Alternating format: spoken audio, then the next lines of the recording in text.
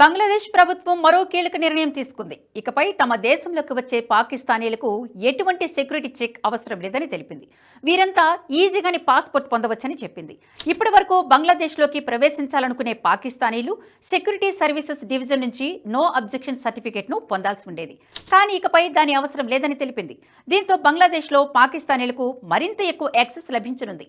అంతేకాదు, బంగ్లాదేశ్ పాకిస్తాన్కు ఎంత దగ్గర అవుతుందో చెప్పడానికి ఇది కూడా ఒక ఉదాహరణగా నిలుస్తోంది. ఒకప్పుడు పశ్చిమ పాకిస్తాన్ ఆధిపత్యాన్ని ఒప్పుకోలేని నాటి తూర్పు పాకిస్తాన్ బంగ్లాదేశ్ స్వాతంత్ర్యం కోసం యుద్ధమే చేసింది. 1971లో జరిగిన ఈ యుద్ధంలో బంగ్లాదేశ్కు తోడుగా భారత్ కూడా కలిసి వచ్చింది. దీంతో నాడు 90,000 మంది పాకిస్తానీలు లొంగిపోయారు. భారత ఆర్మీతో లొంగుబాటు ఒప్పందాన్ని చేసుకున్నారు. అప్పటి నుంచి బంగ్లాదేశ్ పాకిస్తాన్కు వ్యతిరేకంగానే ఉంది. ఆ దేశంతో సంబంధాలను నెరపలేదు. కానీ షేక్ హసీనా గద్దె దిగిన తర్వాత తాత్కాలిక ప్రభుత్వాధినేతగా మహమ్మద్ యూనస్ ఎంపికయ్యారు. అప్పటి నుంచి బంగ్లాదేశ్లో పరిస్థితులు దిగజారుతున్నాయి. మెల్లమెల్లగా ఆ దేశ ఉగ్రవాదుల స్వర్గధామంగా మారుతుంది.